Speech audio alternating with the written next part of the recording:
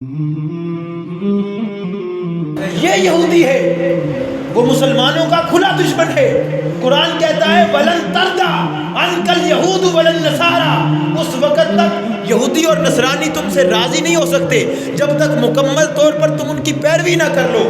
اللہ اکبر۔ اور یہ یہی چاہتے ہیں کہ تم سوئے رہو، تم سوئے رہو۔ اگر تم جاگ گئے تو یوپی بھی تم ہو، نور الدین زنگی بھی تم ہو، شہاب الدین غوری بھی تم ہو، غزنوی بھی تم ہو، عمر فاروق بھی تم ہو۔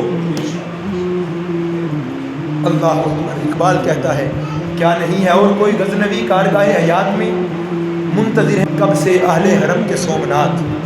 اللہ اکبر۔ تم جب جاگ جاؤ گے تو تم اپنی طاقت کو سمجھ لو گے، تمہارے اندر جو نور ایمان ہے، تمہارا جو تاریخی اثاثہ ہے، جب تم اس بات کو سمجھ لو گے تمہارے بوڑھے بھی جوان ہو جائیں گے، تمہارے بچے بھی جوان ہو جائیں گے۔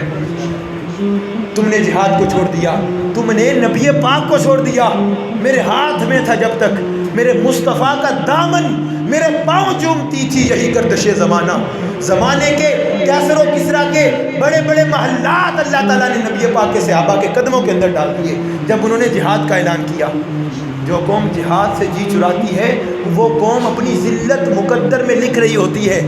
لہٰذا اگر آپ کے اوپر آج کوئی ذلت ہے، اگر کوئی معاشی قتل ہو رہا ہے، آپ کا معاشی استحصال ہو رہا ہے، تو اس کے اندر ایک دوسرے کو تانا دینے کی ضرورت نہیں۔ کبھی یہ سوچیں ہم نے قرآن کو پڑھا، ہمیں قرآن پڑھنا نہیں آتا، ترجمہ کرنا دور کی بات، ہمیں ترجمہ کرنا نہیں آتا۔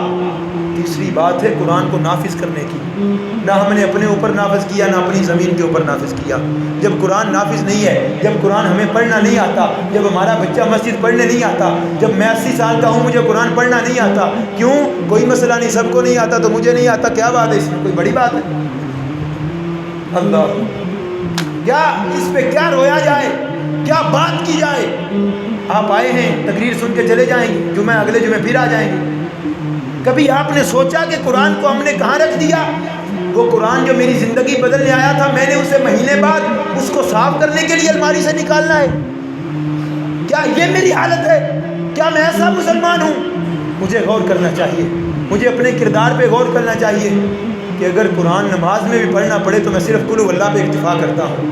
اگر قرآن نماز کے اندر بھی پڑھنا پڑے تو میں انا اعطیناک الکوثر پڑھتا ہوں۔ مجھے اور کوئی صورت بھی نہیں آتی، اس قرآن کو پڑھنا نہیں ہمیں آتا۔ جب قرآن پڑھنا نہیں آتا، تمہیں قرآن سے دور کر دیا گیا، جہاد سے دور کر دیا گیا، اللہ سے دور کر دیا گیا، اللہ کے حبیب سے دور کر دیا گیا، تو پھر ہمارا مقدر کیا ہے؟